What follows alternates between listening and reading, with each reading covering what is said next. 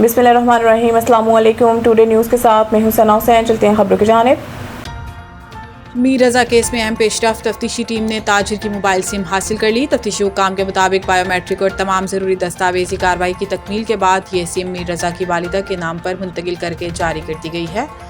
इस इक़दाम का बुनियादी मकसद मीर रजा के व्हाट्सएप अकाउंट तक रसाई हासिल करना है ताकि चैट का बैकअप डाटा बरामद करके तफ्तीश को आगे बढ़ाया जा सके। पुलिस को मीर रजा के करीबी दोस्तों को भेजे गए कुछ व्हाट्सएप पैगाम भी मिले हैं जिनमें इसने अपने शदीद मुआशी और घरेलू हालात का तज़किरा किया था।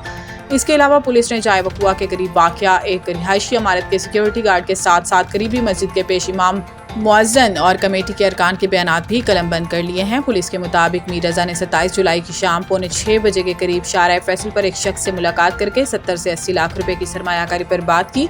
ताहम रात 8:15 बजे के करीब इस शख्स ने फ़ोन करके सरमायाकारी से माजरत कर ली। इसी दौरान रात 7 बजे के करीब बैंक ने मीर रजा को बताया कि इसकी बहन के नाम पर 1 करोड़ रुपए का कर्जा मंजूर हो गया है। बाद अज़ां टीपू सुल्तान रोड पर मजीद मुलाकातों, रात गए एक कबाब हाउस में दोस्त के साथ खाना खाने के बाद भी मीर रजा की जानिब से मुख्तलिफ लोगों से राब्तों का सिलसिला जारी रहा। बानी की हॉस्पिटल मुंतकिली का हुक्म, इस्लामाबाद इंतजामिया की नजरसानी की जल्द समाअत की दरखास्त दायर। रिव्यू पिटीशन में 18 अगस्त के अदालती हुक्म पर नजरसानी, तरमीम और इसे वापस लेने की इस्तदा की गई। दरखास्त में बानी PTI को अडियाला जेल से निजी हॉस्पिटल मुंतकिल करने और मेडिकल पैनल के जरिए तिब्बी मुआयने और इलाज से मुतल्लिक अहकामात को चैलेंज किया गया है। दरखास्त गुजार के मुताबिक मामला सिर्फ तिब्बी सहूलियात का नहीं बल्कि मुतल्लिका कानूनी और आईनी दायरा इख्तियारात से भी मुतल्लिक है।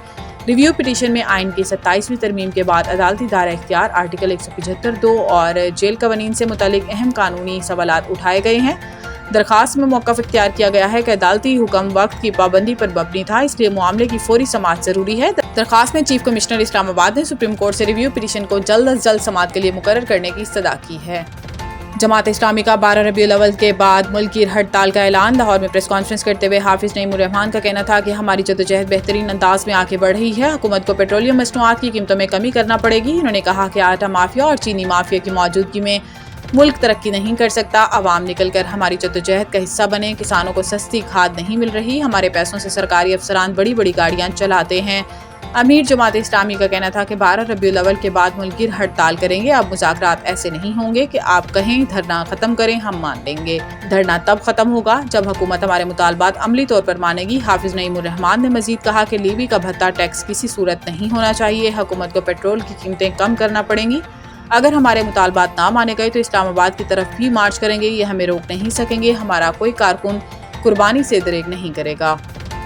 अमरीकी जज ने पाकिस्तान समेत 75 ममालिक पर इमिग्रेशन वीज़ा पाबंदी खत्म कर दी। यह फैसला सदर डोनाल्ड ट्रंप की इमिग्रेशन पॉलिसियों के लिए एक धचका करार दिया जा रहा है। जनूबी जिला न्यूयॉर्क की अदालत में जारी किए गए फैसले में जज जैनिट वर्गास ने इस पॉलिसी को कानून के मुनाफिक करार देते हुए कहा कि वज़ीर ख़ारजा मार्को रूबियो ने इसे नाफिज करते हुए अपने कानूनी इख्तियार से तजावुज़ किया। जनवरी में नाफिज होने वाली इस पॉलिसी के तहत 75 ममालिक के शहरियों के इमिग्रेंट वीज़ों की दरखास्तों पर कार्रवाई मुअत्तल कर दी गई थी। इन ममालिक में पाकिस्तान, अफगानिस्तान, ब्राज़ील, मिस्र, Iran, Iraq, Nigeria, Somalia, Thailand और यमन भी शामिल थे। इस वक्त अमरीकी महकमा ख़ारजा ने कहा था कि यह फैसला इस बात को यकीनी बनाने के लिए किया गया है कि ज़्यादा खतरे वाले ममालिक से आने वाले तारकीन वतन अमेरिका में फलाही इमारात का गैर कानूनी इस्तेमाल ना करें या अवामी वसाइल पर बोझ ना बने। फैसले के तहत सिर्फ इस पॉलिसी की बुनियाद पर मुस्तरद किए गए वीज़ों के तमाम फैसले कलअदम करार दे दिए गए हैं।